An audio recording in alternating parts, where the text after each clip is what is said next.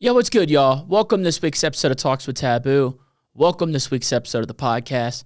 Hope you're all having a great week, and I appreciate y'all being here, man. We got a great guest for y'all today. Before I introduce this guest, just want to go ahead and tell you about some upcoming tour dates. Today, March the 20th, I'll be in Fort Collins, Colorado. Friday, March the 21st, I'll be in Frisco, Colorado. Saturday, March the 22nd, I'll be in Chicago, Illinois. Why'd I say it weird? Chicago, Illinois. Following the next week, March the 28th, I'll be in Dallas, Texas. March the 29th, Houston, Texas.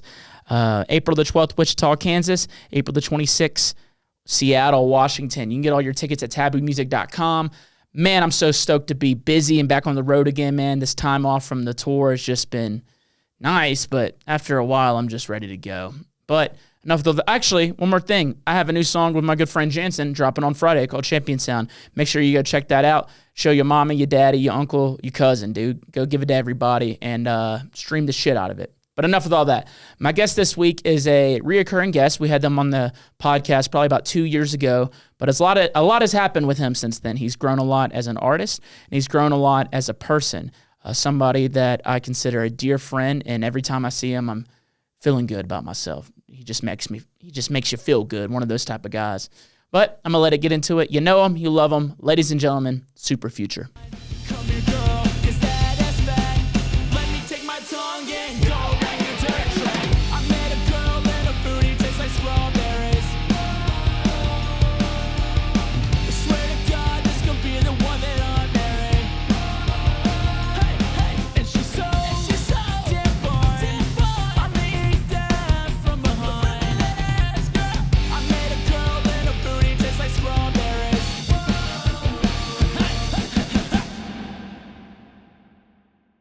Yeah, baby. We back, son. This second podcast. God, I got to stop doing that. I'm trying to work on that too. I feed off of everyone else's cheersing energy. God, I hate that I do it. We were trying to figure out the... I feel you do. We were looking up the rumors on this podcast, and I've still caught myself doing it, and every time I just feel like such a fucking conformist. Plug me to that podcast because every single time I'm doing it, there's always someone in the cheer circle that I look at that we're like, we're doing the thing, right? Or we're not. I'm like... Well, we narrowed it down to it's St. Patty's Day thing, so it's definitely from white people. It is St. Patty's Day today, so. Oh my God. That's yellow. This isn't even that green. This is the only green shirt I had. This is the old gay bar I used to work at. In the green department, you're winning. Yeah. It's like more neon. It definitely look like I'm going to be eating some Molly later, which I might, dude. Who knows? Dude, it's St. Patty's Day. Yeah. I mean, the DJs, I don't see a lot of DJs in green, even though your whole getup is like its own thing too. There's no green as part of that equation either. Now, dude, let's just bring back, remember the old rave days where it was like you wore the neon tank tops and the tank tops were super tight and they said plur or rave or they said something really crazy. Yeah. I'm trying to fuck somebody tonight, or they would say something wild. Straight out of Panama City Beach and spelled wrong. Yeah. So I'm happy you brought up tank top because I owned a neon, it was not a t-shirt. It was definitely a tank top. Yeah. I would cut and rip the sleeves off, that kind of shit. Well, dude, that was in the beginning of I guess whenever young rave days, when we were youngsters, that's what it was. You'd wear the very tight tank tops. You had the glow sticks. Yeah, the glow parties, dude. You know what I'm talking about. Oh my God, yeah. I played one of those. I did a Zed's Dead glow party, and actually, Sully, right? Mm-hmm. Before I knew him, we were competing with each other for ticket sales in those little markets that people would the guys. One of the guys who runs Moreflow was one of the guys. Cam, he was the guy in charge of ticket sales, so he was pitting all not on purpose, but all of us local guys in Michigan were trying to get the good spot for the Zed's Dead glow party, and then he was crowd control at that time. Spelled, with no vowels in it. Mm-hmm. I remember the name. Okay. I remember the name. And I was like, who is this guy? He's taking all my ticket sales. He's still in college. Oh, that's why. And I was like, his music must suck. And then I checked out his music and I was like, okay, fuck, it's pretty good. No wonder. And then he won. Yep. I always lost. I remember those glow parties because I did one in a couple in Jackson, Mississippi. And they'd always get the local DJs. If you wanted to play, they gave you hard sell tickets that you got to sell to your friends. It's you beg your friends to go to a glow party. Yeah, those old days where it was basically pay to play. All those shit, dude. That was so real. Yep. That was so real. Well, I'm happy we're past that, even though I think I have seen a couple of like glow party things that like I see some friends on. I'm like, we've gone full circle, baby. Yeah. We've gone full circle back to the glow parties. Well, dude, yeah, you know, went glow parties, and then it was normal shows, then emo night was a thing, and now we're back to glow parties. So it's just it's just all coming back, dude. Yeah, there's a lot of full circle things like that going on, like in terms of like sound, themes, and now we're at Shrek parties. I'm ready for that to go back into the cycle. Shrek raids. Yeah. Well, how silly, but they made a fucking killing doing that. Those things were fucking huge. Yeah. Just so dumb. I heard that they did well, and now they have like bingo. They have like these interactive bingo things. Like I went and played in Orlando, and I couldn't even have like a full green room because they had so much shit to pile in for this epic bingo party that they were having the next day. I was like, can I have like this couch? Or like, nope. This is all boxes for like whatever bingo parties are. It's like, I bet it's like a bingo rave. Kyle done rolled it for you. Kyle, you're a G. Thank and let's you. go ahead and say shout out Top Shelf for sponsoring this podcast. That's dope that you're sponsored by some proper weed. Yeah, shout out Top Shelf, man. Always taking care of us. You want to share? No, I don't smoke, brother. Cool. I'm gonna. So help yourself. It's so funny. Last time I was here, like 2022, probably. You're talking about like in Denver on the podcast. The podcast. Yeah. Can I tell you how like nervous I was and how different it feels like getting to know you a little better and just like please doing a few podcasts like here and there. Please tell me. I'm sure I'm gonna get this way too, especially after smoking. But it was just podcast flow. I was still getting used to, and then following someone who's like actually way funnier than me. I'm like, I hope I don't just say some dumb shit. But I went into that podcast having a whole thing. I like, when you first start doing this, you're like, maybe I should have some talking points. But then I realized like none of that was discussed ever. We went completely left field. I'm like, oh, I'm okay with that. And I walked out of that one being like, I just babbled for like 2 hours. And then some people will be like, that was very insightful. That was like really, I'll also be like, I've listened to your TVBOO podcast. I'm like, I'm so happy you felt that way because I felt like I was a space cadet. Well, I hate that you left it feeling like you weren't fulfilled. No, I was. I was definitely fulfilled because it was fun and like just going through the motion of doing like getting one of those out of the way. I feel like now I can just like talk about some real shit and whatever comes to my brain. Well, that's the good thing about not having talking points because you can get into something that you're actually interested in instead of something that you're like, maybe I should promote this or that, which that stuff come up naturally. It's always weird whenever like hit up like teams to get someone on the pod and they're like, can you send over any questions you have? I'm like, I have no questions actually. It's not an interview. It's a podcast. Yeah. And I feel like you learn more about somebody that way.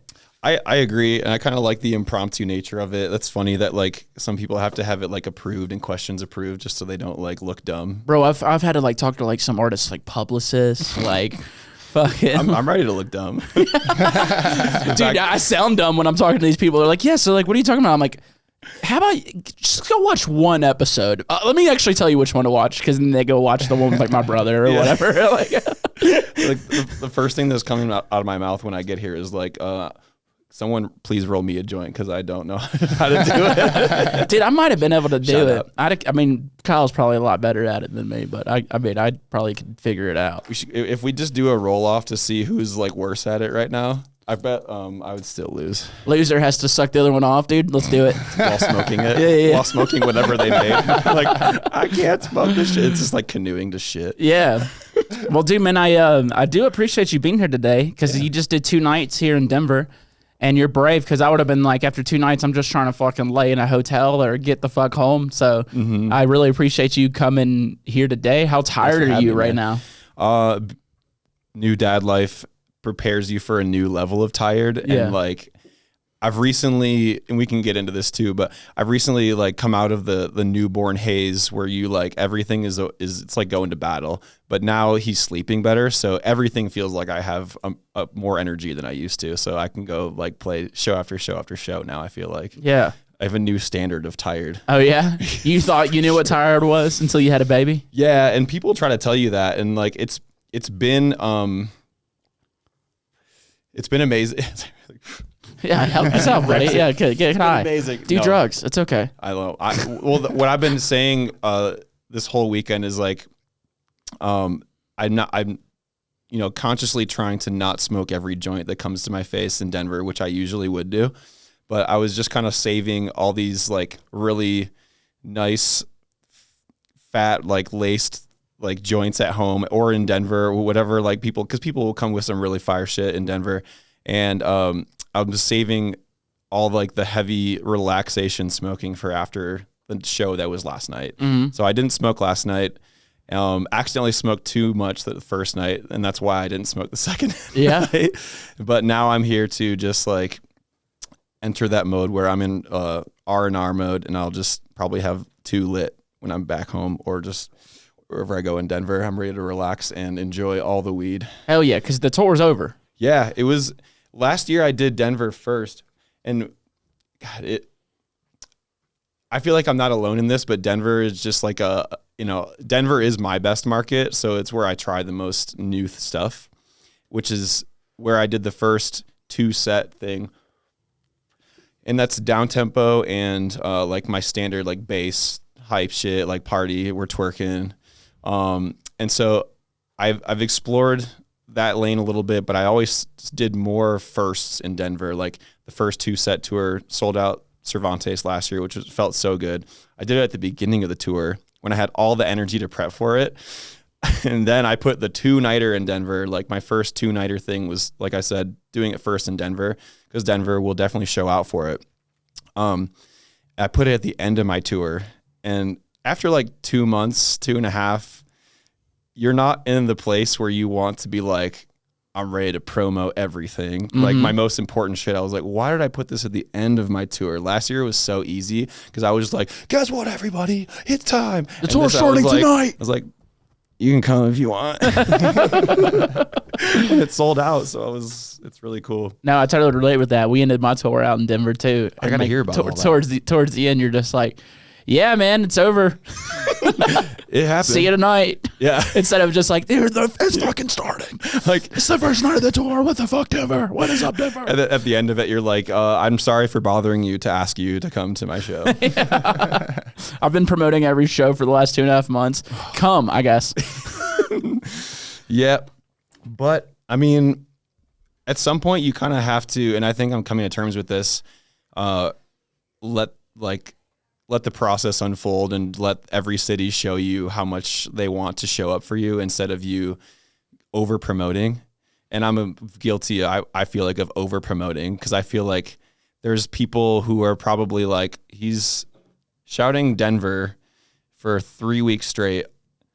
I'm going to mute him for just 2 more weeks. Yeah. That's all I talked about. And then I'm going to go into like a nothingness hole where I don't just write music and don't post anything. The cycle of all that is interesting. But I guess to my point, I'm kind of trying to let the process unfold and let whatever happens. Let each city show me like who's really down to show up for those. A lot of them surprise me in good ways and bad ways. Mm-hmm. But I think that's how you know,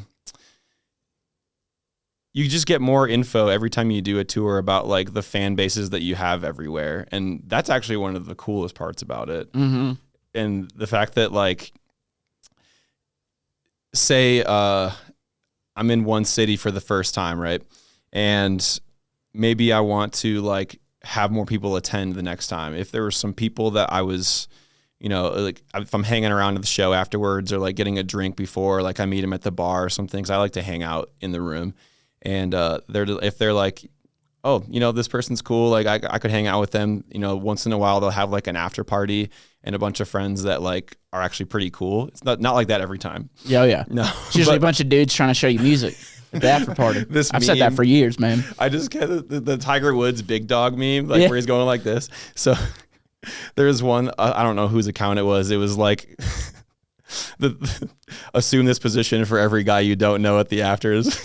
Yeah, Kyle, can you pull up a big dog meme from Tiger Woods in a second, dude? Yeah. Thank you. Yeah, I just want everyone to see it as well as we talk about this. Because this is exactly the face and the body language you have when you're trying to like make sure that you kind of know them, but like you probably do, and you just give them the dap like you've been boys since the last afters. Oh yeah, dude. It is wild, like this, like, and it sounds bad saying the cycle, but whenever you do like a tour, like even like if you hung out with somebody like for a bit and it was like a cool, meaningful thing. Sometimes you just forget because you just met hundreds, if not thousands of faces over the course of a couple months. And then even whenever you get home, people that you do know, you're like, fuck, who are you again? Yeah. And I feel bad about it because I've always been so good with names and shit like that. There we go, Kyle. That's it. Yep. That's dude right there. That's you. What up, big dog? I always say, what's up, baby? Every other big homie at the after party. Good to see you again.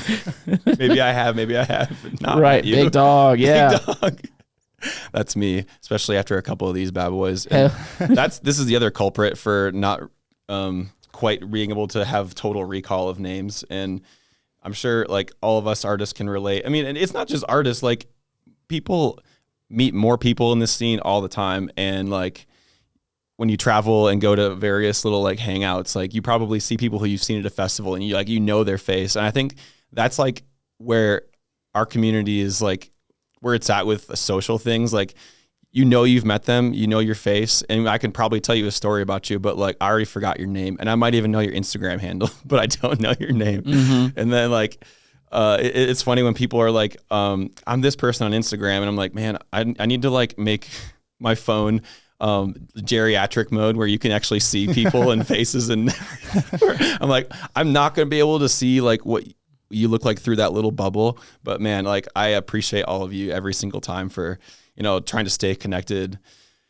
on socials, because I think it's fun to connect with everybody on socials, and it kind of goes back to where when you're in a new city and you meet a couple people who you can kind of connect with, the fan bases that will grow by just like giving a little bit of your time and energy to like meeting cool people. They'll all want to bring their friends, and they're like guaranteed to come to the next one because you had like a cool moment or a story or like a conversation in an afters, or they maybe like went back to back with you or something. Like they're stoked, and like I'm stoked that I met a cool crew.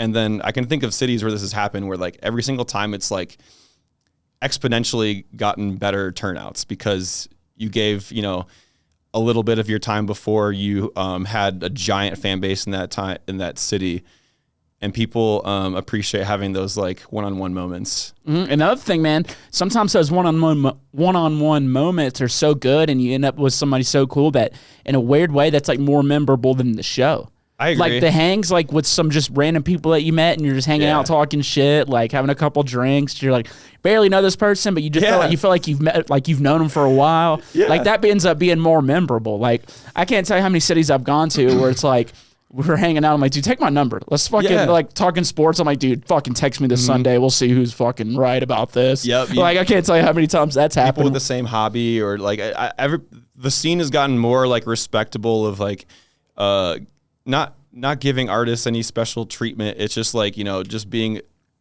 cordial as hell and not like, I'm going to sound super jaded, but like, it's nice when you can have a very casual interaction with somebody like that. And it's cooler if they're like into some stuff that you are, sports, maybe like other stuff like guitar. I've met a lot of like other good guitarists, and like we're like chopping it up of like info on guitars and pedals like on Instagram too.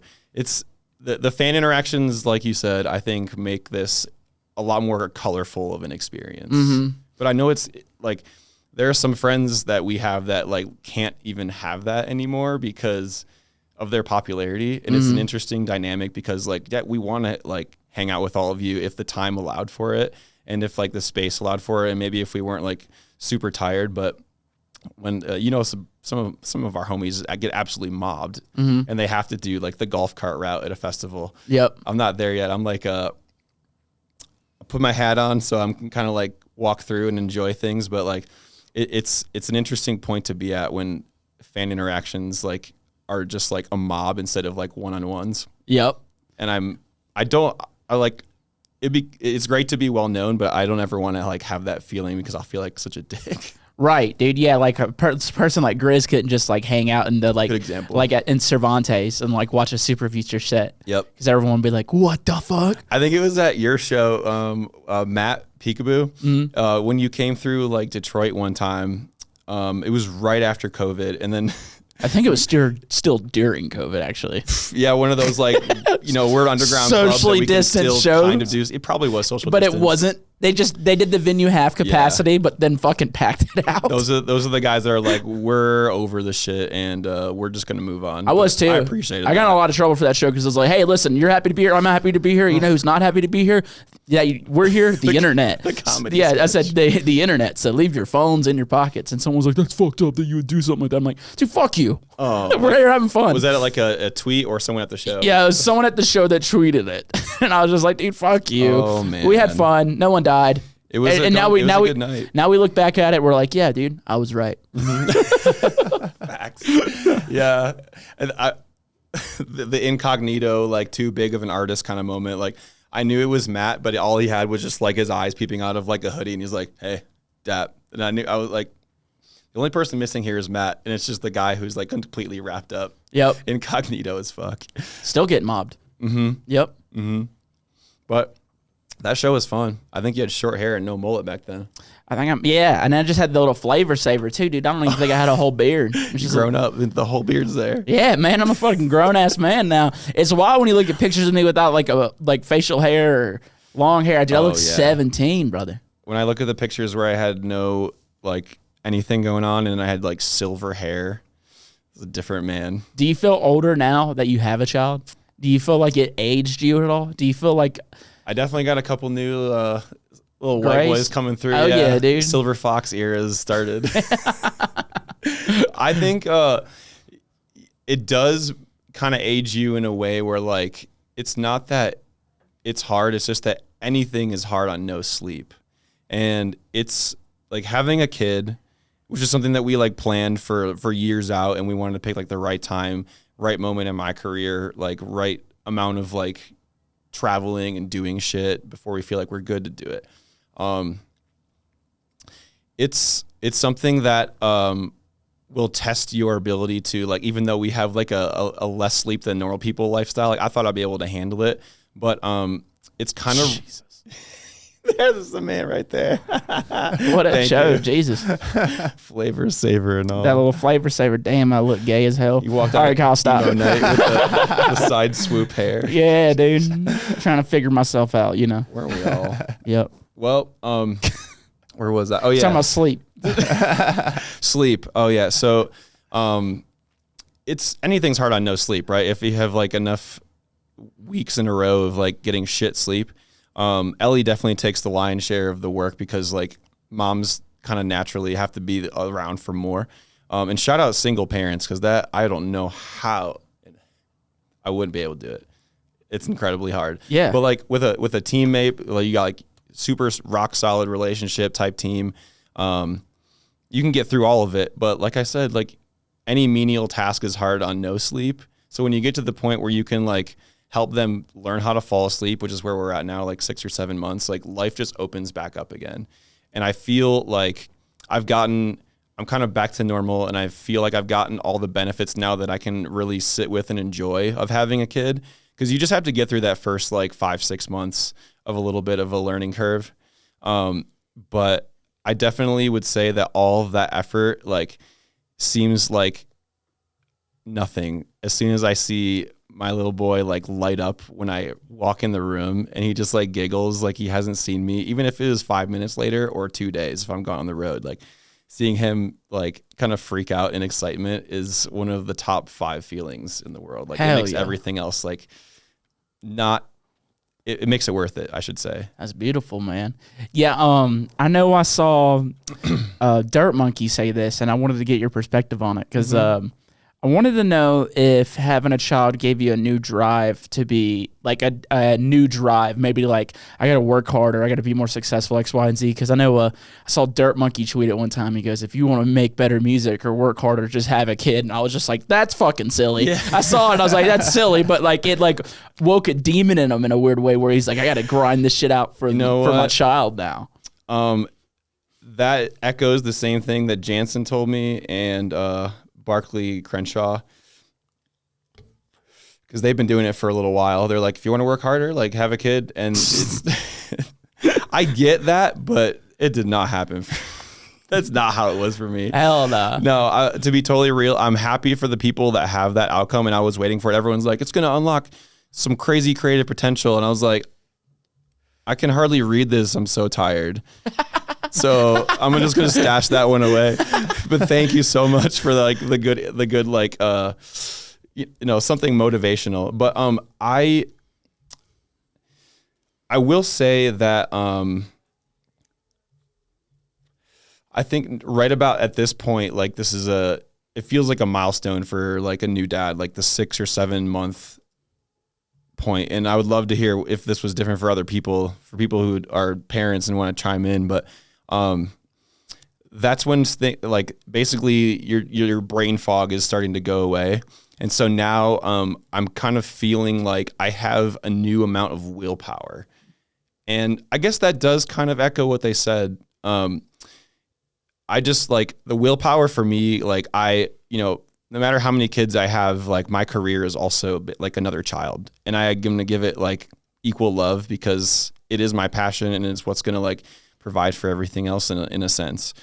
The willpower that came out of like learning how to dig deep and work hard on having a kid.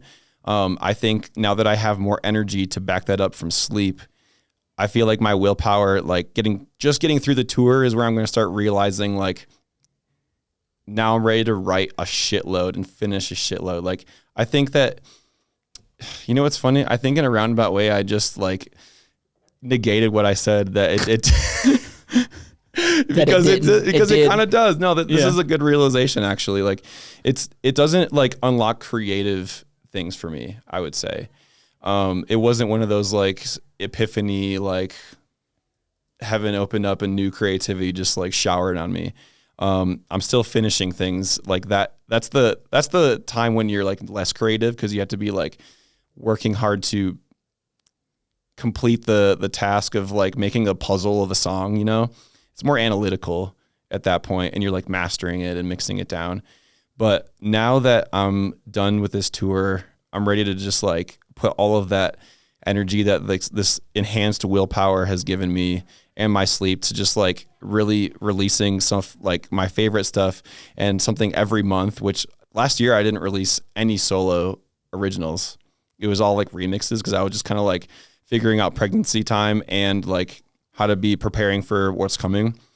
And then I was touring and then doing a couple festivals, but it definitely slowed that process down of creating. And I had like a really dry, like release year. I just did flips because that's what's fun right now. And a lot of those were out, but like it almost felt like coming back to work when I finally released something for distribution. I was like, oh, like I got to like get back into the flow of promotion and like doing the back end and kind of working with my team to make sure we got everything locked in. And I joined a new team at the same time. So it was like a big, like breaking through the glass ceiling of like getting shit back on track. Oh yeah. But thankfully, like the library I have the catalog was still working for me. I got more streams this year, even though I put out no new music. So that's just, I feel like that was a good indicator that people are still rocking with like what I'm putting out. So that made me more excited to release more music. And now I'm back on that train. Hell yeah. Feels good.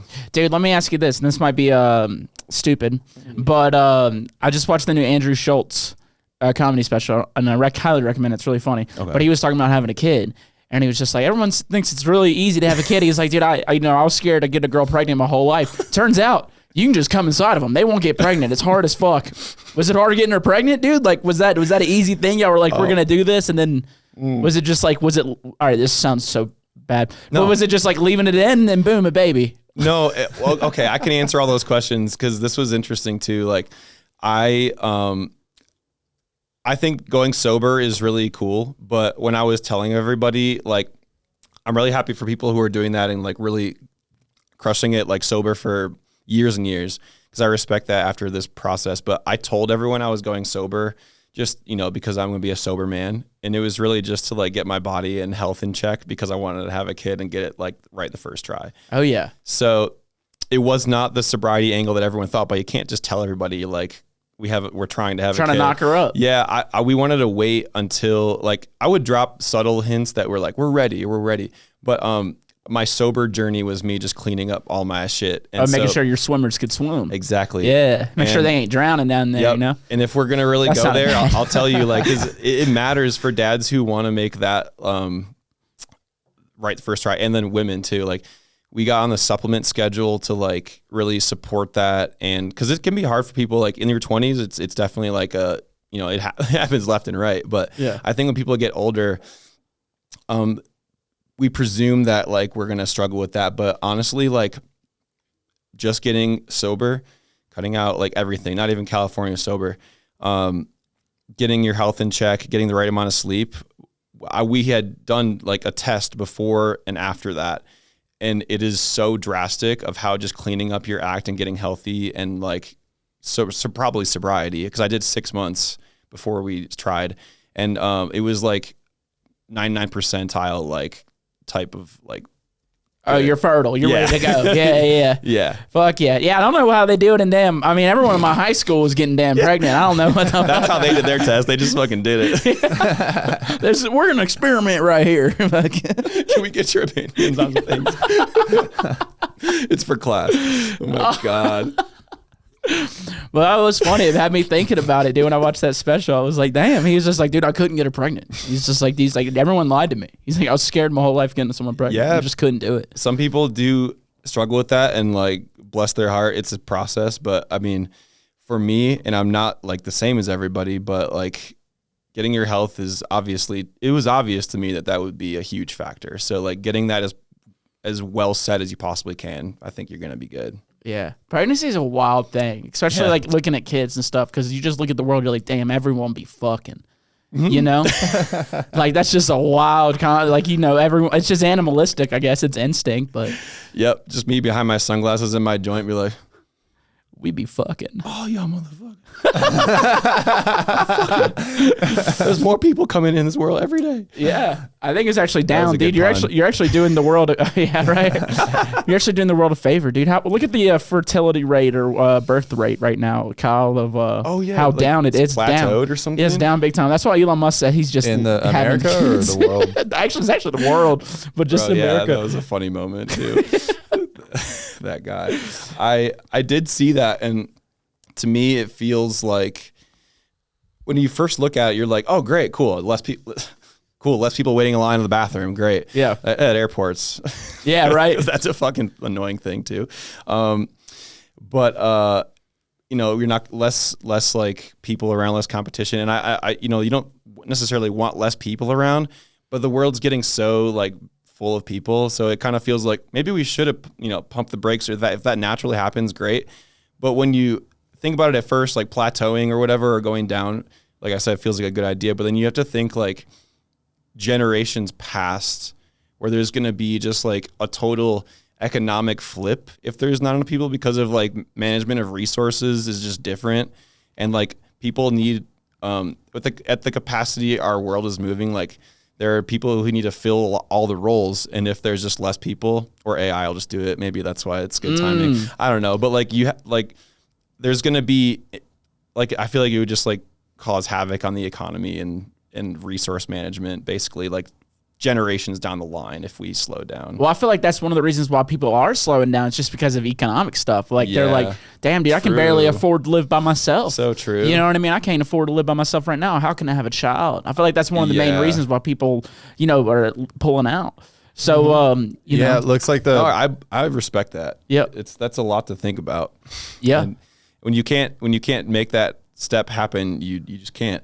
But Ellie and I are like early 30s, so I think a lot of our peers are maybe late 20s, or the people who I like hang out with in this sphere that we're in. There's some older cats too, and a lot of younger cats. It's a lot of range, but I like doing this in my 30s, especially because I had like my late 20s to just like kind of like get my career going.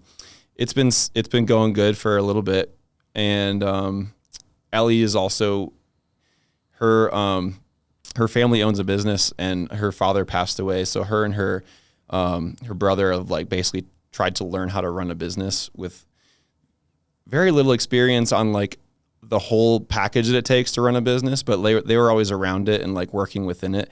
So we had to just like wait for the right time for like my career and her career to be like, cool, we feel stable, and obviously like that's what most people will do, but you gotta being patient is part of it too. So being patient and being healthy and mentally ready. That's a lot of the process, but if you find a good teammate that your partner, that's going to be real easy. Yeah. Kyle, what did you find, brother? It looks like the birth rate has declined by 3%, and that's a steady decline. So every time they take a consensus, it looks like it's dropping 2 to 3%. Oh. And it looks like back in the 90s, it was 16.5 births. I don't know how you can put like up 16.5 births per 1,000 people. And then in 2022, it dropped to 11.5. Wow. I mean, another thing, like back in the day, people are coming home from war and they've been around by nothing but their buddies. And so like the first woman they see, it's I'm making you my wife. The baby boom. Yeah. You're becoming my wife and I'm knocking you up instantly. What, just being around nothing but your buddies for like 2 years and then and then seeing the first woman? Yeah, dude, it sounds going crazy. on tour. Bro, I feel, I don't know. A lot of the female DJs can handle it, but like if you're a female DJ surrounded by like a lot of like dudes and like production team and everything, like I think like you must be a very cool person to be able to handle all that. All the testosterone. Yeah. I can't really speak on it because it's not like what I've been through, but like I respect like Zingara. She was just like surrounded by like male touring energy and a lot of like type A things that had to get done really well. That whole crew on the Ellis Dream tour. Were you on that at all? No. You're probably doing your own, right? Yeah. Okay. Yeah. Sammy, like he's at a point where he like cares immensely about like the entire experience. I mean, everybody should, but he is really dialed in a lot of like trial and error to get the right team and right people and right amount of things to do, like to make the radical audio visual experience tour or the rave tour. Mm-hmm. When you go from just being kind of like doing your 300, 400, 500 rooms to like seeing how that operates on a bus, and now you've seen it. So I'd love to hear like your perspective on this. Like you see like the pinnacle of how things should operate and you're like, damn, that's so cool. Everything's taken care of. And then when you go back to your like back where I was at normally headlining, I'm like, God damn, I'm a queen now.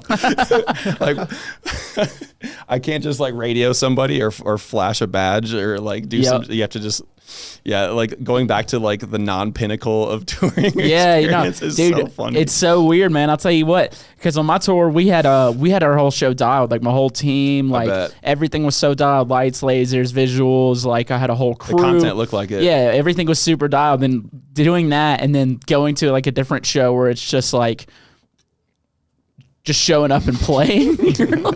you're like, damn, I don't feel like this show is as good anymore. Oh, the CDJ is broken, but it's okay. You got like 3 for $4 deal or something. Yeah. Like that. I don't know. I brought my own CDJ, so they were fun every time until some motherfucker stole one. Oh, but man. I love last night. The fucking like what happened?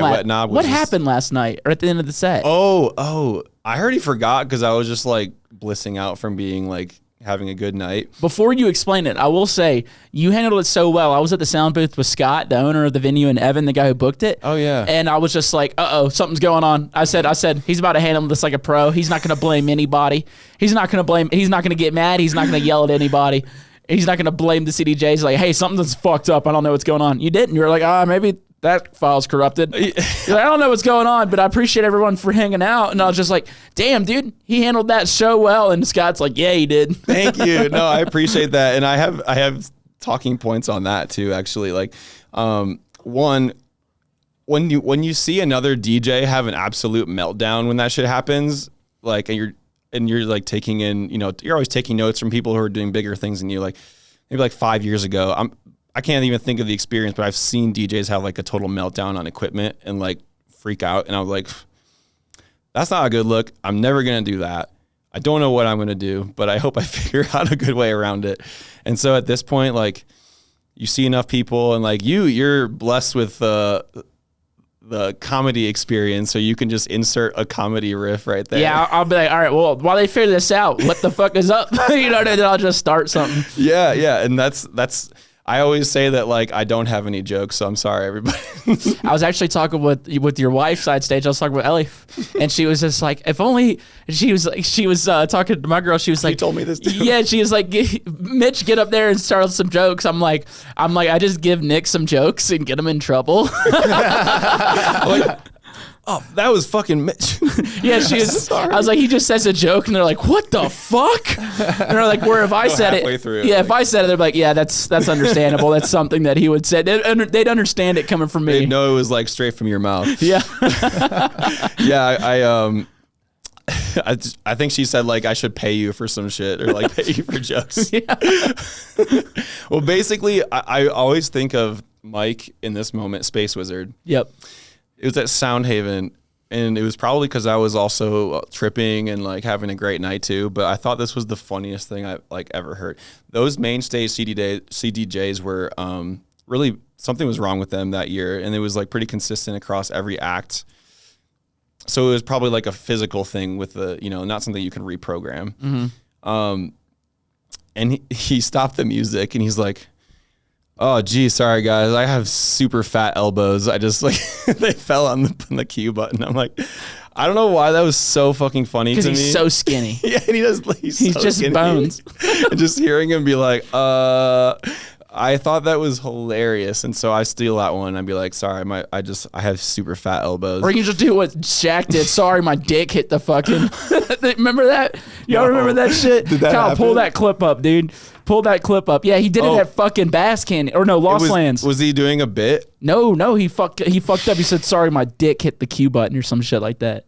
And it was so legendary. I was like, only Shaq. Oh my God. And it was believable. Like if I said that, I'd be like, he's fucking lying. His tables that he uses have to have whole people holding up the table. He can afford it too. Yeah. Just people holding the table up. It's just like, with a look to it. But no, like when I did see him at Forest, the table was like, he just so much energy and like he's so tall. The whole table is going to rhythm beats. Like I think it's so funny, like because the knobs are normal size for us. Oh yeah, I know. There's not really like custom knobs that you can go get custom knobs, but you show up and play. I mean, he has to really be like meticulous with it. Can you imagine if the dry wet knob was off for that guy? That would be really hard. Man. I think this. I'd love to see it. Wait, let's see if we can find this clip real quick. It should show up on. It's a bit harder to find than it was before. Shout out DJ Diesel. I love the fact that you're doing this, man. He is my #1 sought after guest on this podcast. Oh, that would be sick. You should do it. Lincoln Park. Let's see. Sorry about that. My dick hit the mixer. So did you hear the one guy go, yeah? The one guy that just goes, yeah.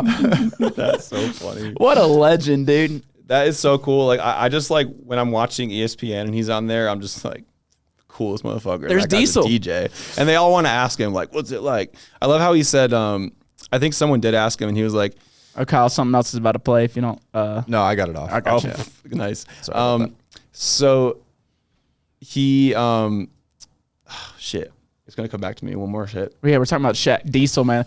It's they crazy. Were asking him, like, I think I know what you're talking about. They're asking him about, like, how does it feel being out there? And he's like, this isn't. I used to be a professional basketball player. This isn't shit. I thought he said this is the only thing that, like, gives me that feeling. He said it's Game 7 energy. Yeah, there you go. Yeah, and I was like, I feel that because, like, even as someone watching sports, like I'm extra hyped on a Game 7 that's like 3-3 or like the first person to win the fourth game.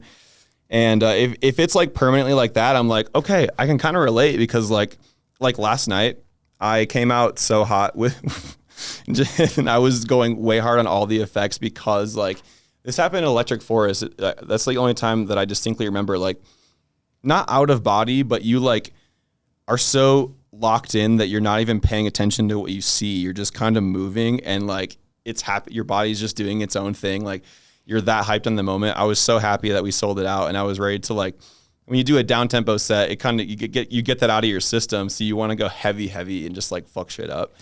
And I did that at Forest too for a little while there. And I just like, it's like frames that I remember of the moment, but I can usually remember a whole set. But like when you're locked in that flow state, that Game 7 energy, I guess. Oh, yeah. You forget, and time goes by like that. Yeah, like, time's dilating in a weird way. Yeah.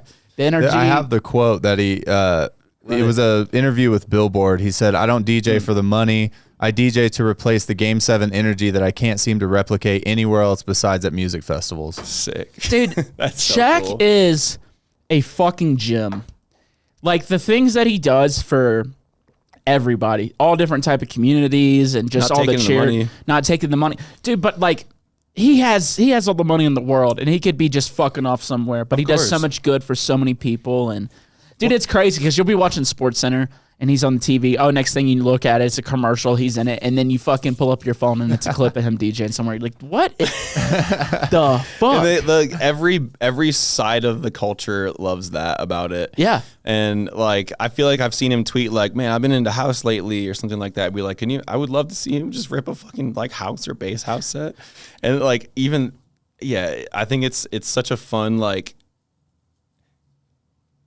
I don't even know what to call it. He's a gem for what he does to kind of like, I was gonna say like little quirk about our scene that like those two worlds collided, and It's nuts. yeah, he really puts it on too. And I think that he wants to showcase, like, he's in it to just help other people get seen and have fun. Yeah. He puts on some So fucking cool lineups, dude. Like, he puts on some sick lineups, but like puts a lot of people on, shouts them out on fucking X. It's so cool, dude. Can you imagine if you had like such an already other cool life that all you could do and all you want to do is just like put motherfuckers on? It's cool. I mean, no one else who's had a life like him. Like, I think he has the best post career. You know what I mean? Like, post sports career. Oh, he blossomed. I don't think there's anybody else who's done it as good as him. Yeah, what 1-2 combo can be better? I don't like. He's got rings. I don't even know how many championship rings, and then he's probably gonna have like platinum dubstep, like flax in his house. Dude, I saw this yesterday. He fucking commented on T-Pain's post, and he was like, dubstep, and T-Pain was like, absolutely. So if we get a Diesel song, dubstep song, that's going to be T-Pain, in this timeline. Oh, bro. Dude, we are living in a simulation. Like, what the fuck, dude? Dude, I hope like more weird avenues to connect like other cultures, like rap culture and shit, and like in sports culture just happen weirdly. And I see rappers who are into it, like Ty Dolla $ign, Waka Flocka, Juicy J. Yeah, and they're already like the Tate B immersive collabs with him are already like they're happening. And like when that song I remixed of Bia, every time that like we repost it, she's always just like, hell yeah, keep rocking that. Like, come out to LA, let me know when you're playing. No way. Yeah. That's so cool. I got like an audio clip from her too. No way. Yeah, That's she's super sweet. She's like, so I don't neat. know what this is all about, but it looks like you guys are having fun. That's so sweet. I don't know, dude. It sounds like my mom. I know. It was like that, but she was way sexier and way cooler than that. Like at the same time, she's Wait, like, you don't think my mom's sexy, dude? well, she opens or she starts off with like, hey, what's tea? And What's then, like, tea? Yeah, like what's up? I get like, I had to think about it too because I'd never heard someone that cool talk to me. But I just feel so seen by some like rappers who are kind of understanding like the hype behind it. And Yeah. Shaq probably made that was a really good perspective for like people who want to be like all-star athletes in the Game 7 championships of like the world or the country. To know that it feels like that when you're just like performing live. Yeah. Yeah, we get that same energy as a fucking pro athlete. That's nuts. a crazy thing to That put. association would have never been made for any other reason. No, if it wasn't for Shaq, we wouldn't have thought of it like that. I don't know. We're going to hook him up to some like machines and be like, give him some Game 7 energy to get like heart rates and stuff like that. And then hook him up to some monitors while he's like playing Lost Lands and just like scientists are like, So while I mean, if you think about it, like a young athlete's like their whole life they think about doing this one thing and getting to this one point. Us young artists have the same feeling. this whole like dream and goal, and then we work our whole lives with this goal or dream, like maybe one day, what if, and then it happens. Yeah. Same exact thing. It's just so funny because it's two things that I never would have been able to associate. I love it, dude. I pulled up a list of accomplishments from Shaq. Oh, God. And then also for the rest of us who are not as cool as Bia, hey, what's T stands for hey, what's the truth or what's real? Otherwise, what's up? Thank you. Wow, dude. Urban Dictionary. We're learning so much today. Let's hear the accomplishments, man. Let's go. All right, so obviously his NBA career, there's a whole bunch of shit, so we all know that. But then he's got some business ventures and investments, obviously the DJing, but he's a franchise ownership. He owned franchises in Five Guys, Auntie Annie's, Papa John's, Krispy Kreme, and Big Chicken. He's invested in Lyft, JCPenney, Gold Bond, Icy Hot, The General Insurance, Forever 21, Reebok, Barney's New York, Aeropostale, Shaq, which is its own brand, Ring, Vitamin Water, Google itself, Pepsi, Apple, Sacramento Kings, City Plexi 12, Movie Theater, Esports, Spider, and Tap Out. He's also a board member on the Papa John's board of directors and Carnival Cruise Line. Isn't he a police officer as well? I think he's also a police officer. I think it was bounty hunting. Like he has a does he have a degree too, like a doctorate of some kind? Jesus. I can look that up. It's not on this list here, but I think this is just business adventures. Oh, maybe he got like an MBA or something like that. Yeah. And then MBA? Yeah. strategic advisor for Muscle Farm and Loyal Healthcare, a brand ambassador for Papa John's as well. And NBA. Yeah, and then he's also invested in local car washes, fitness centers, shopping centers, and movie theaters, and Las Vegas nightclubs. Wow. That boy's busy. So he owns the world. Yeah, he's basically BlackRock. That's incredible. I didn't know people could own that much of like stocks like that. That was like an epic list. Wow. And all those are all companies that I know. So We got to get our portfolios up, dude. Big Shaq, I don't want to be in your lineups, but can you give me like business advice? Yeah, I need help getting my portfolio. I would totally be on your lineups too, because that shit looks really fun. But hypothetically, people are like just in it for like the business experience. That's incredible. That's what nuts. a fucking G. Well, dude, to pivot from Shaq, because I'm sure we could go in. I want to talk about you a little bit more. Sure. You said something earlier, and I held on to it because I was like, that's a fucking wild thing to think about. Because we were talking about, like, you brought up something with AI, because AI is getting nothing but better, right? Crazy. I watched a video yesterday, and I didn't even know it was AI. It was that fucking real. Yeah, the deep fake stuff is going to be But with the way technology is moving, and you just having a child, do you think about like what that is going to be like for your kid growing up? Because, I mean, a lot of jobs are going to be gone. Kyle, can we look up what like the amount of jobs we think are going to be replaced by AI or automation? I mean, and I know you're not thinking about your kid getting into the workforce already, right? But if you are, what are we training him for? Because we can make him a star right now. We can start, dude. He can be a next Rizzler. Anyway, but dude, we can get that kid making money, son. But let's monetize your baby. No, I'm kidding. Around 300 million jobs globally will be replaced by AI by the year 2030. Wow.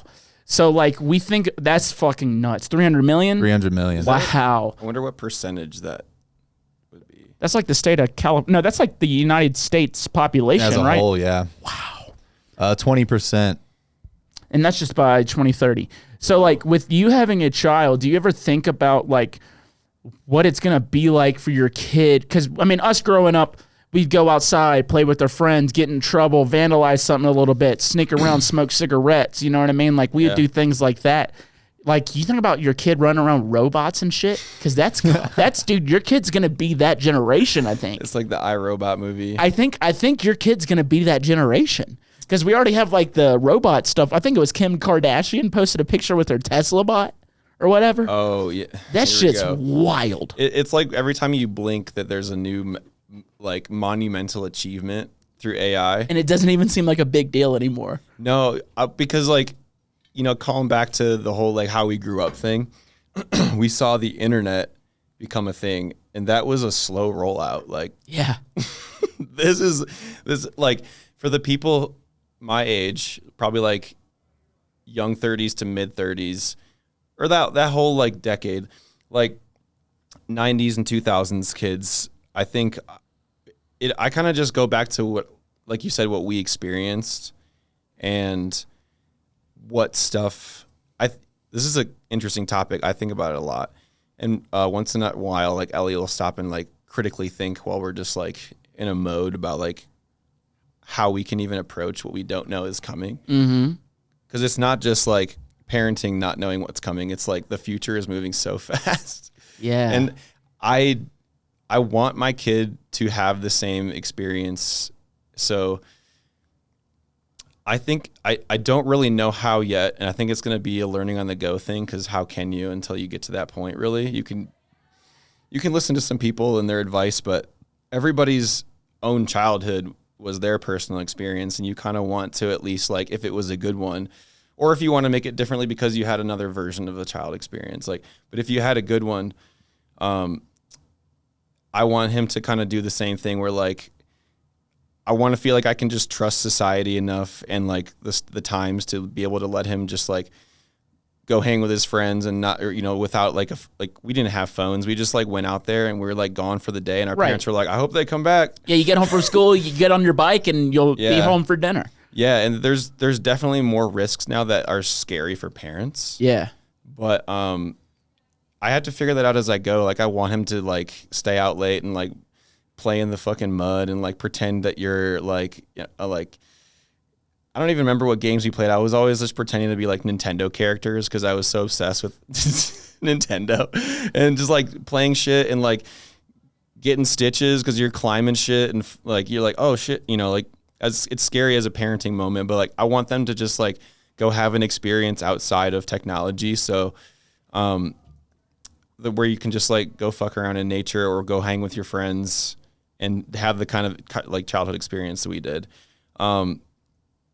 It's going to be a figured out on the go thing. And I don't know how to like, I guess I can't answer it because my approach is just going to have to be on the go. But, I got to see like how he reacts to the state of things. Like if we try to kind of like shelter him from cell phones, he's going to have a weird time. But if we, you know, if there's ways to like moderate it, because that's like basically the source of everyone's world now, that like cell phone or computer. Everything's computer. Yeah. It's a funny meme. Some people will get it. Some people might not, but it made me laugh. Sorry. No, it's okay. I think the answer to that question is like, I'm being very conscious of it, and so is Ellie, but I don't know how it's going to go yet. I do want to let my kid have like an experience growing up that felt like the 90s kids did, like not as much, you know, you use your imagination more because you're just like playing and like running out in the world and not really like having a sense that like you learn through consequence, like through hard knocks more so than reading about something about how to do everything. Yeah. And I want to kind of guide him to be able to just like fail a little bit, learn from it, and like in terms of like the same lessons that my parents were teaching me at that age. Yeah. So I think I'm just going to call back to like my upbringing and how like my parents, thankfully it was great. And like Ellie's got that, and she has a good family too. And I think she has really good morals. And so like, that's the kind of thing it does stem from like where you stand morally with your partner too. Because that's the other prong of it. Like you have to kind of come to an agreement with your partner too. And Ellie and I feel like the same about many things. We want to like kind of we're going to have to manage technology. And I think there are like more and more ways to do that. But just urging him to go and get out there and just like go fucking live without a phone for a little bit when you're out with your homies, just go play in the woods and, you know, or just play sports for like until the sun goes down, go out and skateboard. I want him to like try a lot of those things before he has a lot of exposure to like the fun that you can have on the internet. Right. Yeah. It's like, dude, I miss that like childlike feeling, man. God, I miss feeling like a child. For real. Dude, but like I think about it sometimes and I've been thinking about it leading up to this podcast a little bit too, because there's something on my mind. It's It's fascinating. like, well, it's like, think about it whenever we were kids, right? Like there was a point when we were like 14, 15, and 16 where like one of your friends had a phone. And you were 13, like, and you were like talking, you're like, Mom, I want a phone. I want a phone. Like, when do I get a phone? Yeah, right? we were a little obsessed with that Right. whole new topic. We want a phone. new But tech. now we see kids at 7, 8, 9, 10 with phones and iPads. And I'm thinking about like kids coming up like in your kids' generation. Mom, I want a robot. Jimmy down the street has a bot. He has a friend bot. Mm-hmm. You know what I mean? An iBot. Yeah, like he has that thing, and it's cool as shit. Like there's gonna be like your son, and I don't know if this is gonna be thing, but I'm like kind of relating it. Your kid's gonna be like 14, 15, 16, be like that, and then he's gonna see kids who are like 10 with their own fucking robots. Look at this shit, Kyle, play this. Right. That's what I'm thinking about too. I'm thinking about the same thing. Yeah, dude. Oh, he's raising the roof. Yeah. That's right before they play. Playing rock, paper, scissors.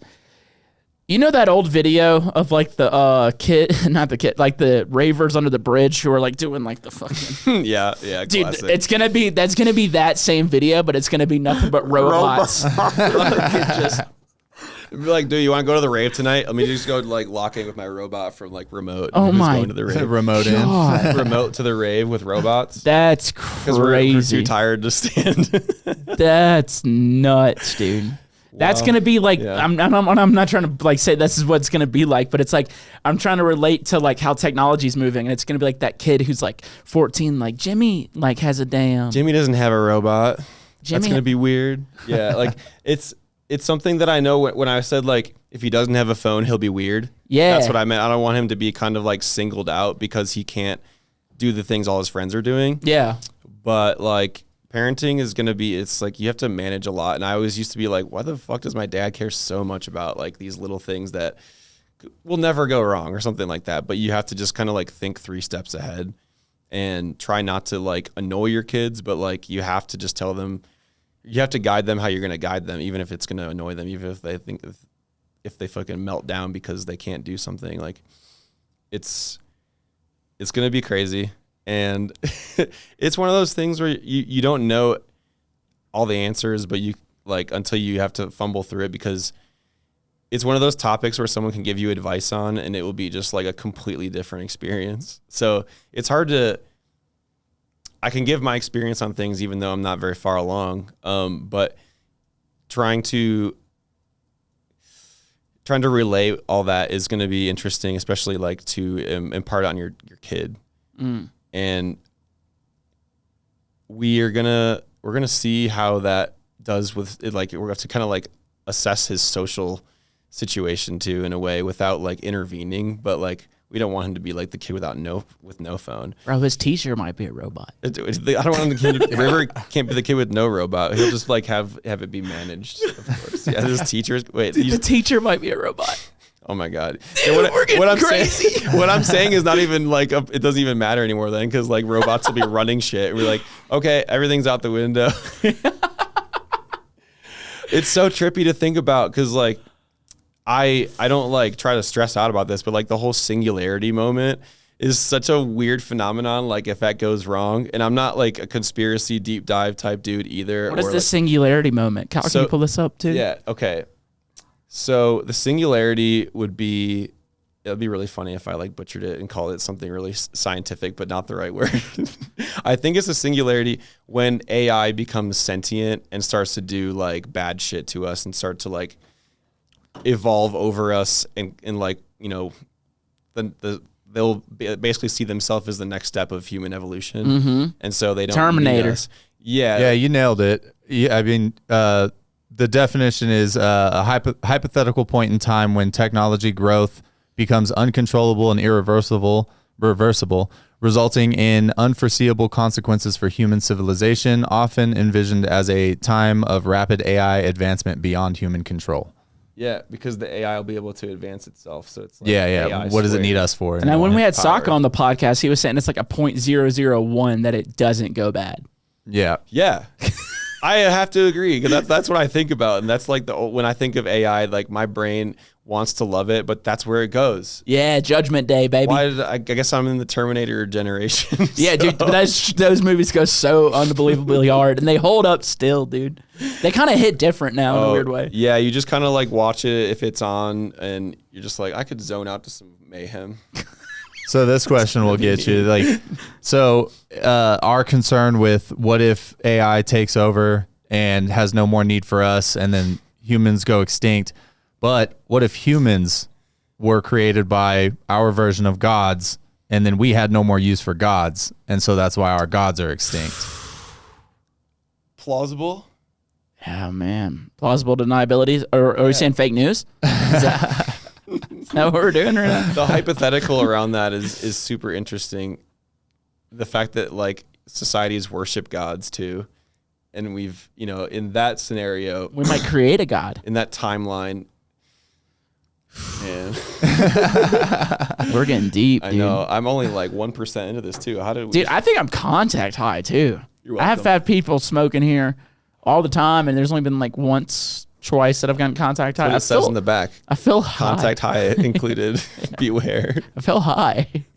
It might just be my super like high discussions that I'm going in my rabbit trails. It's fun though. Mm-hmm. It's a wild thing to think about. Mm-hmm. It's like so fascinating. Excuse me. I think that's the word for it for me, because like I don't have a good relationship with that scares me. So it's fascinating because you want to know more about it, but like there's no way you could ever have any control. I mean, I don't know. I, as just young sound boy here, feel like I have no impact on how AI is going. I'm just watching it do its thing, and I'm like, can we just like put like the brakes on 20%? Yeah, can we slow down just a tad? I can't read that fast. It can read faster than you actually. I know, dude. That's what I'm saying. We're phased out. Dude, we're fucked, man. I think we're fucked in that regard. But like, we'll just do our best to raise a kid in that environment. No, I think, I'm just going to like revert back to like what my favorite things were about like my specific childhood and, having fun, and just try to like give him that option. Yeah. But there'll be some things where I'm just like, that's fun to you. All right, Gen Alpha. Is that what they're called? They're Gen Alpha. That's a pretty sick name, I know, actually. bro. That's like the coolest one I've heard in a while. Sucks for Beta. Yeah. I don't. They might have skipped that one. Can you check? They might have just gone to be like, we're going to Delta. Dude, Gen Alpha, that's easily the coolest one you could have had. So 2025 is a breaking point. It's whatever's They out. are. It'll be Generation Beta encompasses individuals born from 2025 and onward. Those little bitches, dude. Those so that sucks. Sorry, dude. Like, what? It's like you didn't even want to say it. I know. Whatever. They'll be proud of it in their own way. But was your son born in 2025? 24. Oh, okay. So yeah, he just missed it. He got the tail end of Alpha. Yep. Nice. He's the last Alpha. I guess. Fuck yeah, dude. Yeah, there's his stage name. Dude, my friends got him a Fisher Price DJ set. I'm like, come on. But dude, you know what's hilarious? And Ellie has got to have video evidence of this. He's like 50% fascinated by it. He's like, oh, button. Something that does some sound. I'm like, I press a button. I'm like, whoop. Like, hey, it has like it has the air horn. Oh, and you're like, dude, you can actually make some sick beats on this.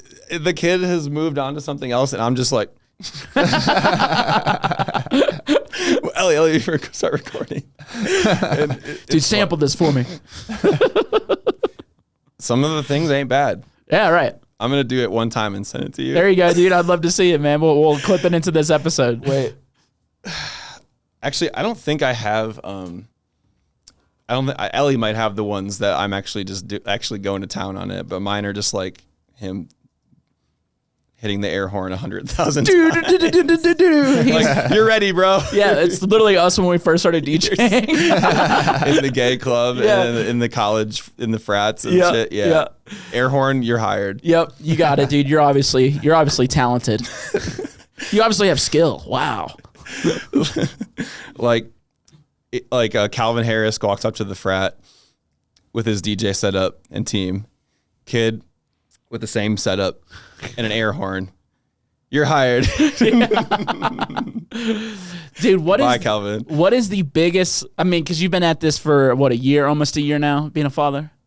Yes. So you kind of enter it in the phase where you become a pregnant, expecting. Yeah, so you feel like a dad already. Yeah, because you have to start thinking like that. But that's like 9 + 7, 16 months. What's the biggest lesson or the biggest thing you've learned about yourself during this whole process? What's something that you learned about yourself that you had no idea about? Like you just didn't know that you had that in you.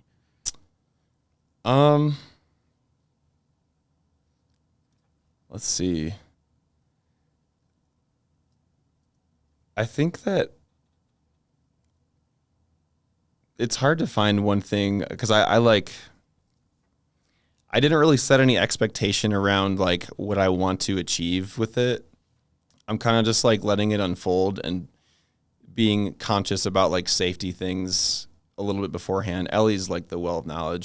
She's doing a great job at learning and kind of like teaching me like best practices, and then you kind of learn from experience too. But I think I'm just happy that I could prove to myself that I could do it. And when you set out to do it, it's like as an expecting dad, you have no idea what to expect, obviously. But you kind of have a little bit of a moment where you're like, everything feels like it should change, and I don't know what to exactly do about it. And so that, you know, you follow some good protocols for preparation, but like as a musician, as a creative, it's such a huge thing that like takes up your mental space that you're kind of like, wow, I can't go back from this. I'm going to have to refigure out so many things. And coming out of it, having accomplished that and having like a kid that is turning out so healthy and beautiful and great, like we're very blessed for that. Cause like the more you learn about it, the more you hear about people's experiences that are like not as fortunate as us, and props to all of them for real. It's hard. And I feel like more of an accomplishment sense that rather than like something that is like unlocked or unleashed within me, and getting like, it's one of the biggest accomplishments of my life, I would say, feeling like I'm still like back in it, staying on track with like my creativity. Cause you have to like become an expert scheduler, and the obvious ones like communication with your partner and everything. I think it's definitely like unlocked a next level of like, what's the word for it? Just a new level of like how great my relationship is with my wife too. Oh, yeah, that's sweet, man. Yeah, you go through a lot together. It's trauma bonding. But like we had kind of done a little bit of that before too, like trauma bonding, kind of like going through some weird dark spaces together, and that made us a really solid couple before. Like, and by dark we didn't do anything like crazy or what, like that kind of dark, but it was like we went through kind of like some people call it dark night of the soul together, where you kind of like shed everything that you've been given before and you find like what you really want to believe in.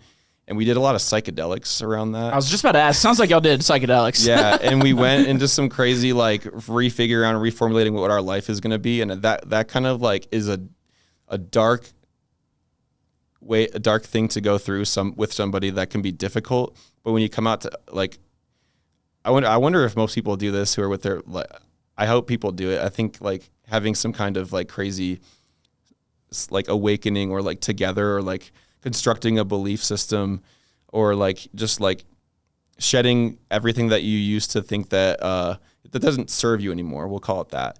And then growing into like a new fold of like a relationship. It felt like doing that again, because we had to trauma bond through learning through hard knocks of having a kid. It's a beautiful thing, but it's hard. Yeah. And so now that we've been through another huge thing and are coming out with like a beautiful child, that that sense of accomplishment is one that I feel like I haven't done something that great in a long time. Yeah, dude, I fucking making a baby, you're like, this song sucks. I know, I felt that way about a lot of things. Like, in my creative category, now that I'm out of that like tough, it's like tough on your creative psyche. Cause you're just thinking about like everything else so much that you don't have time to like create your best work.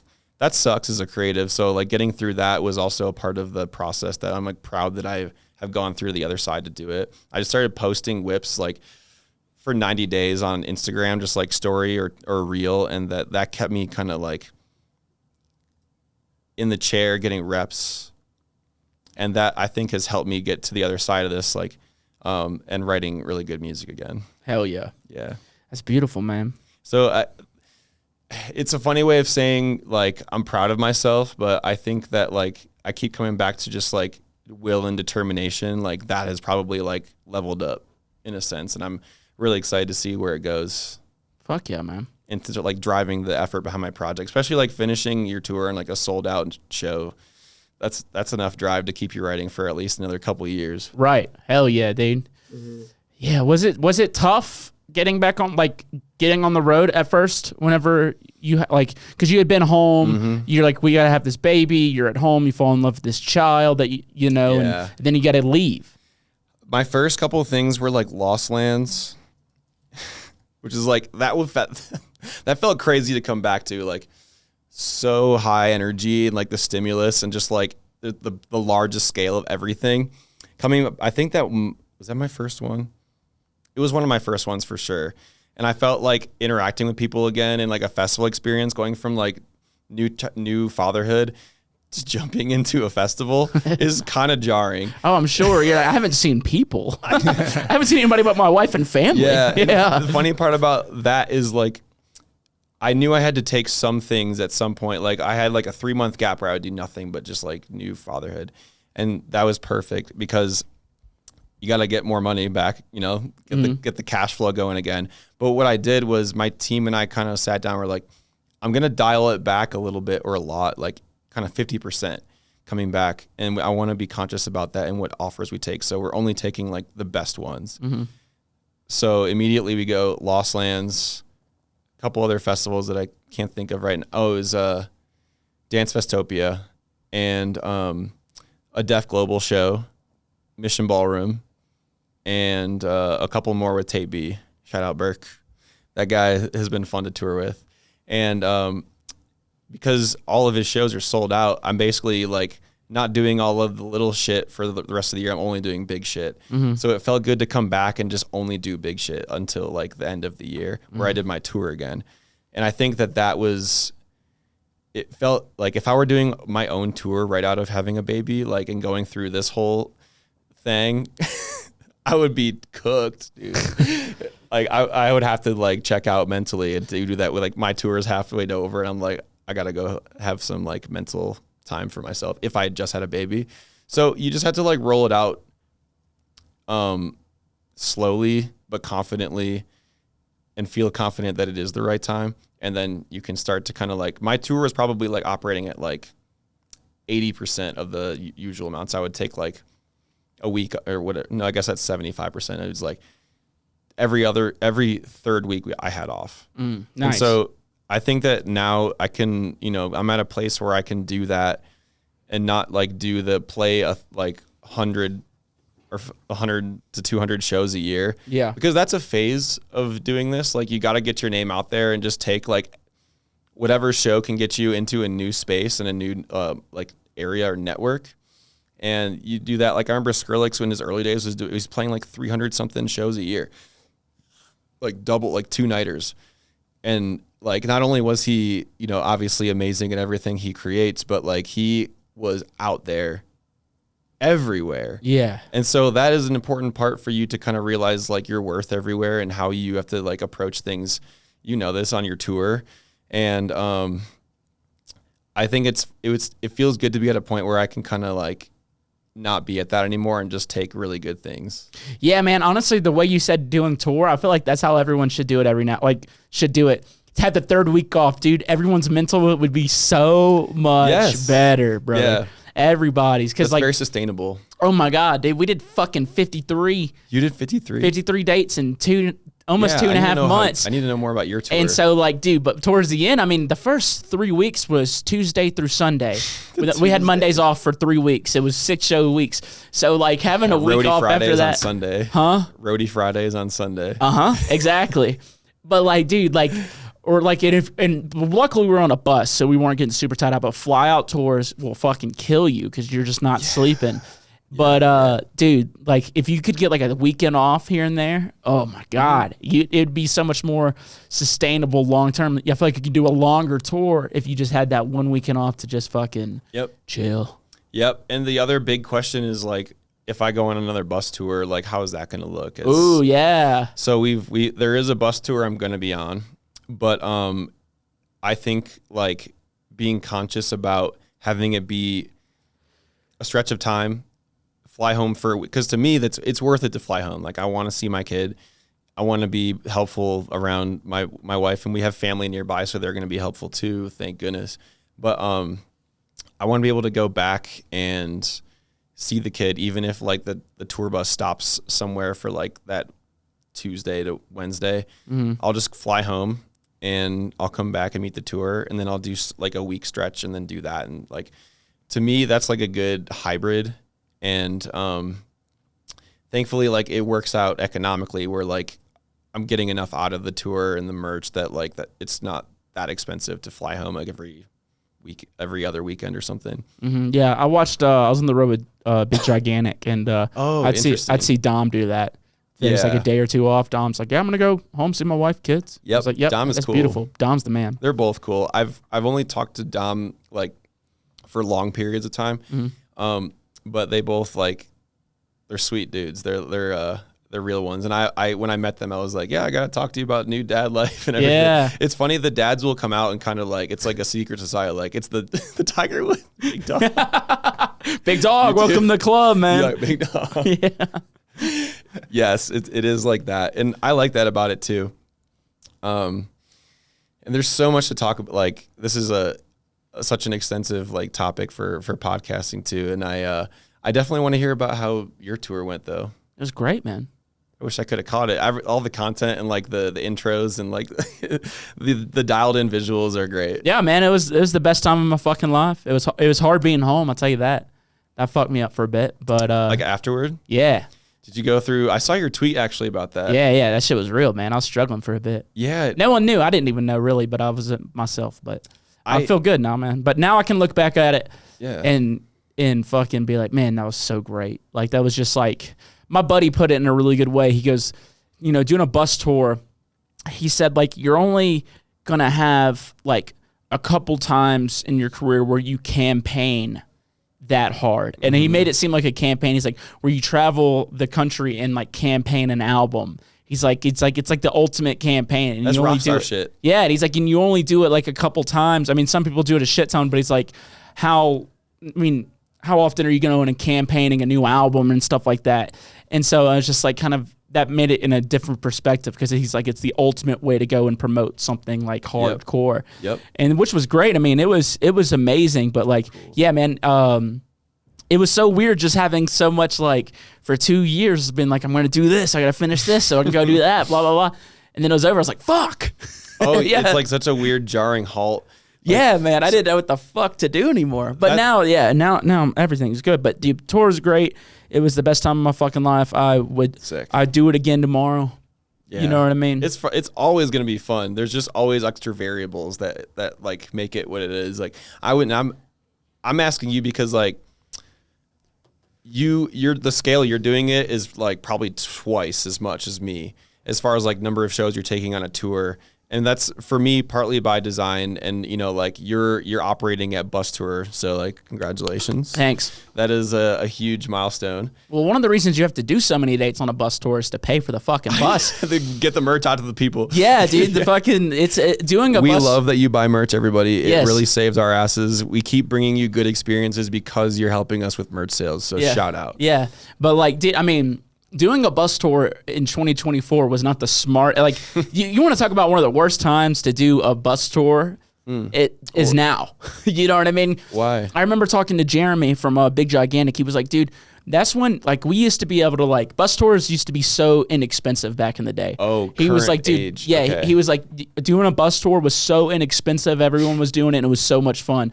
Now everything's just so expensive to do, and that's why you don't see a whole lot of bus tours going anymore. They're all fly-ins, which I get. Yeah. But like, that was something we wanted to do. I would do it again, and we will. Sweet. Yeah, but yeah, buses are fucking expensive. They are. Yeah, you get into this point where like you're operating with expenses of that scale, and you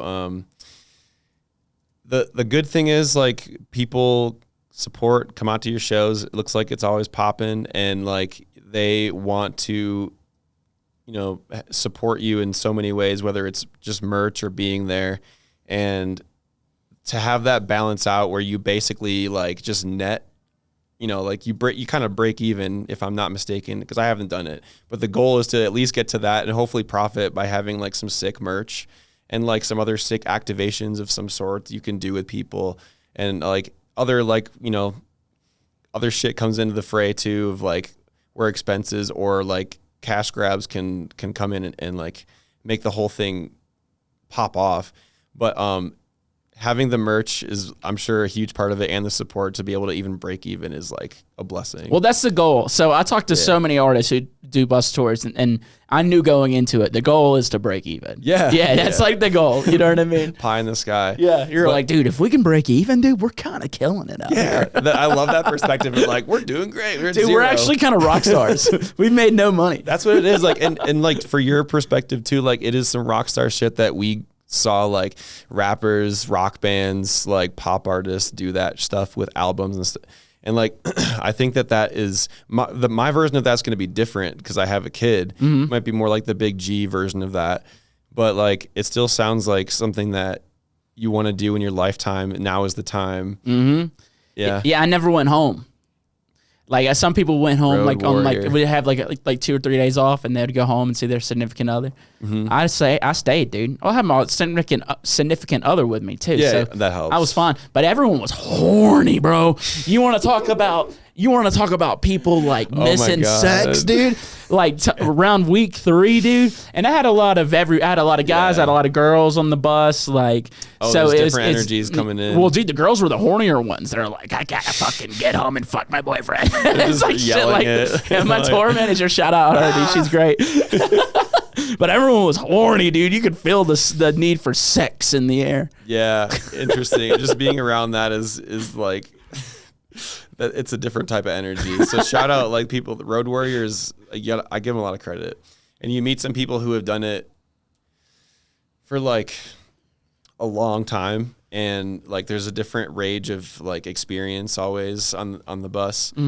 And I like, you know, not even just hearing the experiences, but just kind of like absorbing the wisdom of those guys too, because they have a lot that they can like help you with as far as pointers on, you know, the touring itself or like your performance, because they're involved in like the production side of it. So like they're great people to hang out with and crack beers with and smoke with. Like that part is really cool too. Oh, the hangs. That's the best part of a tour. For sure. It's something my man. The mems breeds. Dude, it's literally the hangs are the best part of the tour. Yeah. The back lounge, late nights, fucking twerking on the tables, fucking playing video games and smoking weed. Yep, dude. I got some interesting statistics on bus tours in the last 10 years and the increase in the rates. Yes, yeah, please.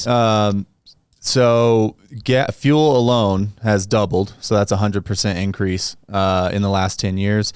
The industry prices for rentals has increased also by 100%, doubled. Wow. And then the general increase in increased costs of touring, expenses ranging from the thousands to millions per show. So that is close to 100% increase in the last 10 years.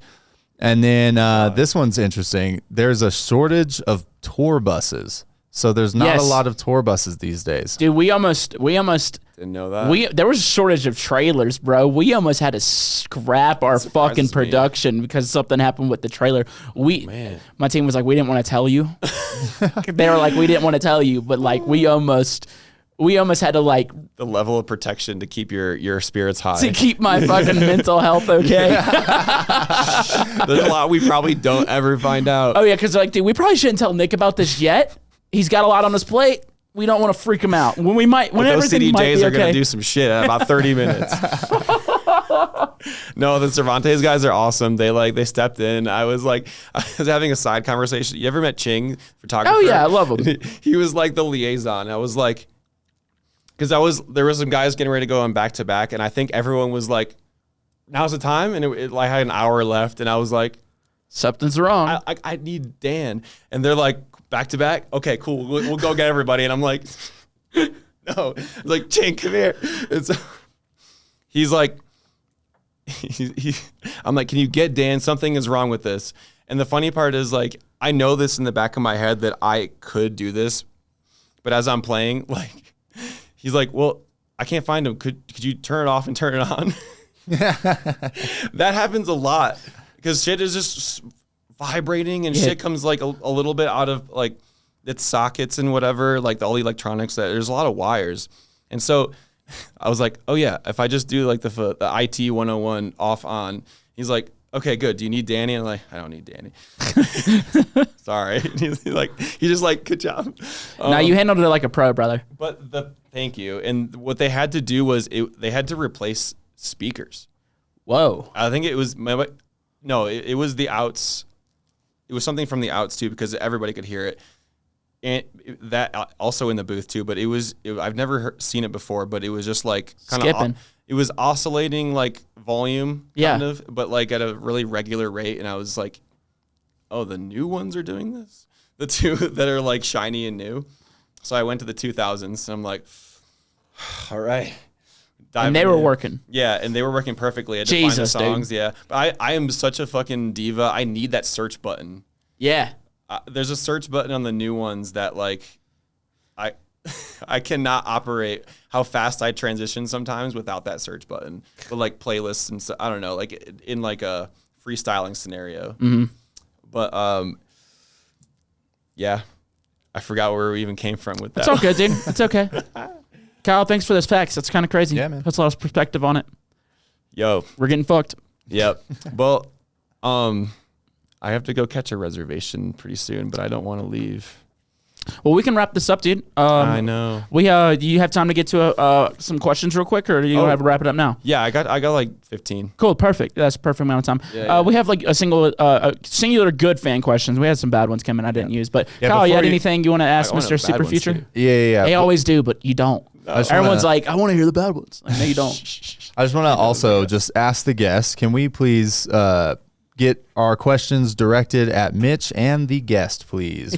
We had a lot of people calling in asking just Mitch stuff, and I'm like, hey, we have Super Future here. Yeah. I forgot to share this was happening, but I'm happy that people are checking in with some cues. Yeah. Kyle, you had anything you want to ask Mr. Super Future? I do, yeah. Let me pull this up. I wrote down a couple of things while we were talking. I'll hit one off the top here. Cool. Has having a child of your own changed the way you view things in the world? Like, what's something that would stand out to you now that you never would have paid attention to before?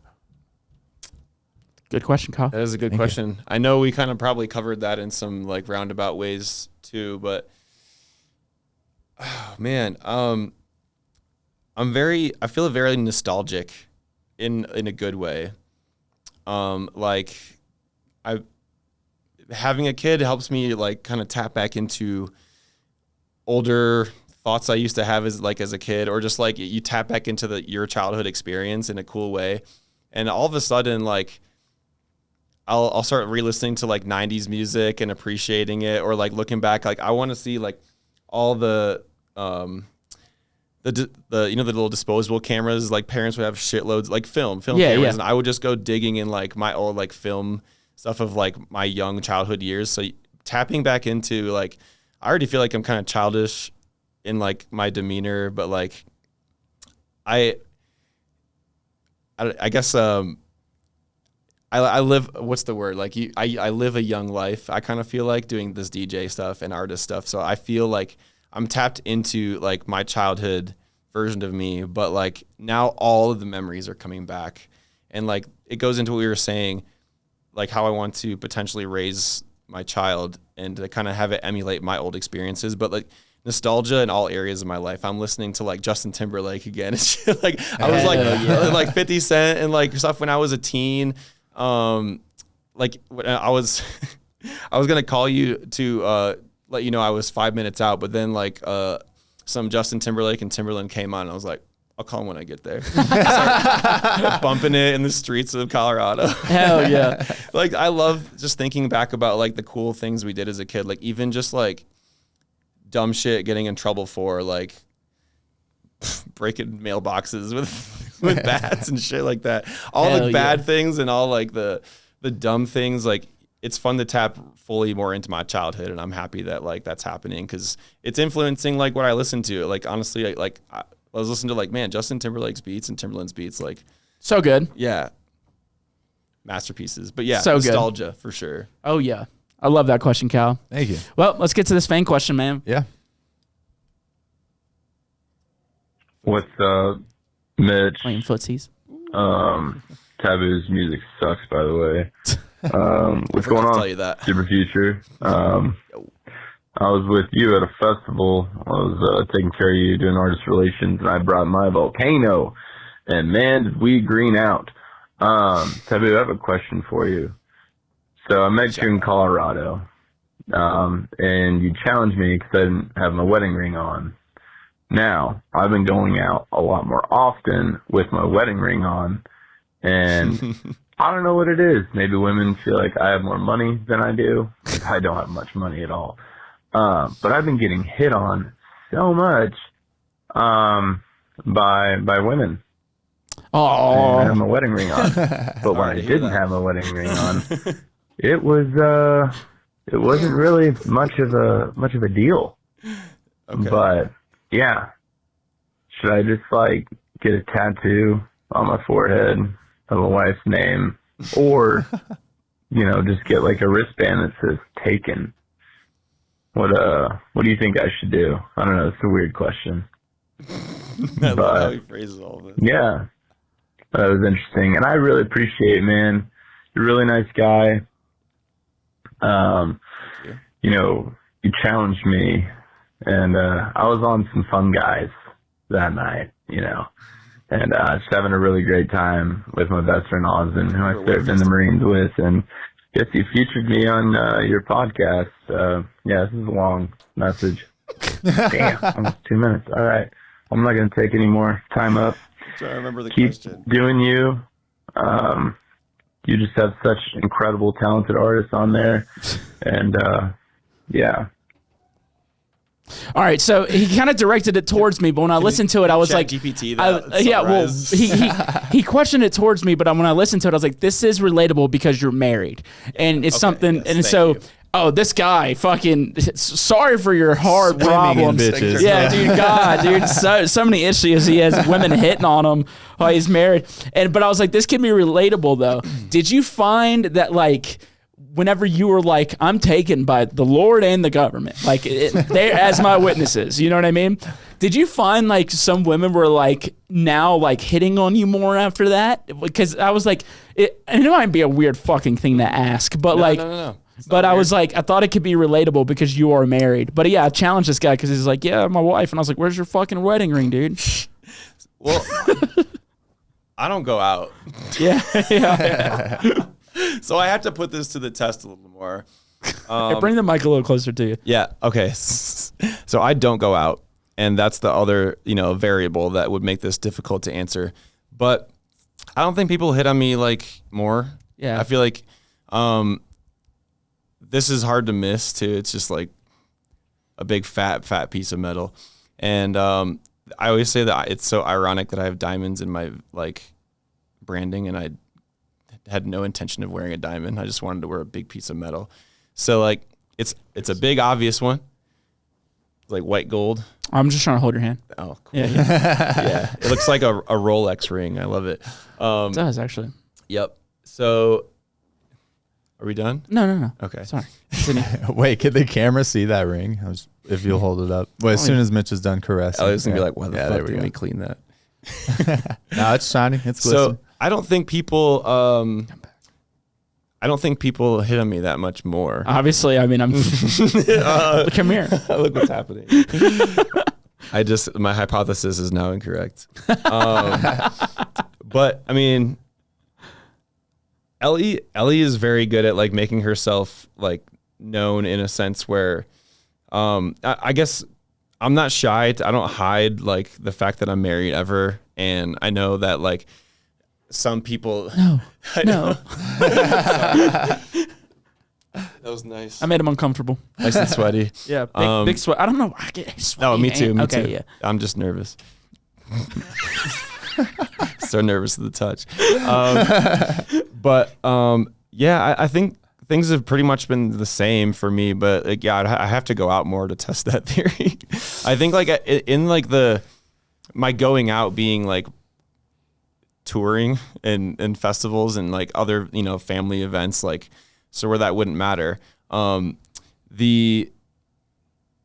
think the community that I like have about me knows that Ellie's like a huge part of my life, and there's no confusion, and I appreciate that because I don't get in any weird situations for that reason. Well, this poor feller. Yeah, live it up, brother. Happy for you. Yeah. Well, Nick, I love you, buddy. Hey man, this has been sick. Thank you so much for being here, man. I don't go out a lot anymore. And I remember just talking to Ellie last night. She's like, thank you for being here. And I was like, dude, I just wanted to come here and see y'all. Like when I ran into Ellie last night, I just gave her like the biggest hug. Like me and Lindsay love y'all. Like we just wanted to see y'all. Like that's you and Lindsay are awesome. Yeah, thanks, man. We really love y'all, and we missed y'all. And every time we were around y'all, we feel pretty. Feel pretty. We yeah too. We leave feeling better, which is always good. You can tell that by you can tell that's good people right there. But man, it's just so nice seeing you. I'm so happy for y'all. So happy for you. Happy for your child. Happy for the career, man. Fucking, it's awesome to see. I'm happy that you're thriving in your element too. The tours looked really good, and like I know that we have like a mutual respect for what we're doing. And so to recap, it's always really fun. Hell yeah, man. Anything you want to tell the people before you get out of here? Lots more music, but that's pretty cliche. I hope the dads out there, or people who are like thinking of being dads, can learn something new from that, because it's a crazy experience, but they make it worth it. I swear to God. Hell yeah. Well, dude, thank you again. Kyle, thank you. Yep. Thank you to everybody listening to this week's episode of Talks with TVBOO. See y'all next week. Peace. Woo. Good one. Yep.